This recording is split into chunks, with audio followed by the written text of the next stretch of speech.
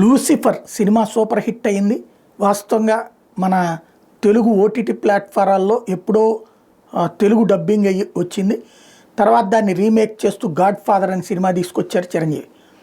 అయితే ఆ లూసిఫర్ 2 అంటూ ఇప్పుడు మోహన్ లాల్తో ప్రధాన పాత్రలో వచ్చినటువంటి ఎంపెరర్ సినిమా మీదన ఇప్పుడు హిందుత్వవాదులు ఆగ్రహం వ్యక్తం చేస్తున్నారు. వాస్తవంగా చరిత్ర వక్రీకరణ చేశారు. గోద్రా అల్లర్లని ఇందులో తప్పుడుగా ప్రచారం చేసుకొచ్చారు. లేదా హిందుత్వం మీద జరుగుతున్న దాడిలో మరొక కోణం. ఇందులో మోహన్ లాల్ మళ్ళీ మోడీకి సన్నిహితంగా మెలిగినటువంటి వ్యక్తి, అట్లాంటి వ్యక్తి తీశాడు, ఇందులో హీరోగా చేశాడు అన్నటువంటి పాయింట్ ఇప్పుడు రైజ్ చేస్తూ ఇందిరా యాత్రికలతో వెళ్తున్న ఓ ట్రైన్ ప్రమాదవశాత్తు మంటల్లో చిక్కుకుంటుంది. లైక్ మన సబర్మతి ఎక్స్ప్రెస్. ఆ విషాద సంఘటన వాడుకుని ఓ హిందూ నాయకుడు ముస్లింలను చంపిస్తాడు, అధికారం చేజిక్కించుకుంటాడు. కొందరు ముస్లింలు మరణిస్తారు. వాళ్లలో గర్భవతి అయిన ముస్లిం స్త్రీ కూడా ఉంటుంది. ఆమెను ఓ హిందూ మతోన్మాది రేప్ చేసి చంపేస్తాడట. పెద్ద ఎత్తున చెలరేగిన మత ఘర్షణ నుంచి ఓ ముస్లిం పిల్లోడు ప్రాణాలతో తప్పించుకుంటాడు. అతను పెద్దోడు అవుతాడు. ఈలోపు మత ఘర్షణ తన స్వార్థానికి వాడుకున్న హిందూ నేత జాతీయ స్థాయి పదవిలోకి వచ్చేస్తాడు. హిందుత్వ పార్టీ అగ్రనేతగా యావత్ దేశాన్ని ఏలుతుంటాడు.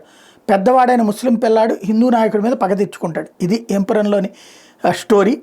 ఇది అంటే వాస్తవంగా ఇది సినిమా ఫ్లాప్ అయింది అన్నారు. ముందు రోజున ఆ రేటింగ్స్ వచ్చినప్పుడు చూస్తే ఫ్లాప్ అయ్యింది అన్నారు. ఏంటంటే ఊరకనే ఎలివేషన్, హీరో ఎలివేషన్ కోసం తీశారు.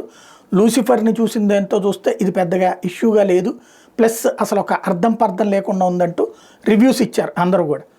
ఇప్పుడు హిందుత్వవాదులు ఈ పాయింట్ రైజ్ చేశారు. దాంతో ఇప్పుడు ఇక సెక్యులరిస్టులు అని చెప్పుకునేటటువంటి హిందూ వ్యతిరేకులు ఉంటారు కదా, వీళ్ళందరూ వెళ్ళి ఈ సినిమాని సక్సెస్ చేస్తారేమో చూద్దాం.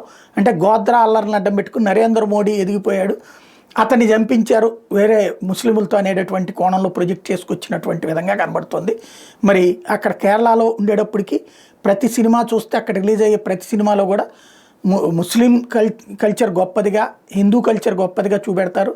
అదే క్రైస్తవ కల్చర్ గొప్పదిగా చూపెడతారు, హిందూ కల్చర్ నెగిటివ్గా చూపెడతారు. అక్కడ ప్రతి సినిమా అట్లాగే ఉంటుంది. హిందూ కల్చర్ని నెగిటివ్గాను అక్కడ ఆ విధంగా ఉంటుంది. అందులో భాగం అనుకోవాలి. ఇది చూడాలి.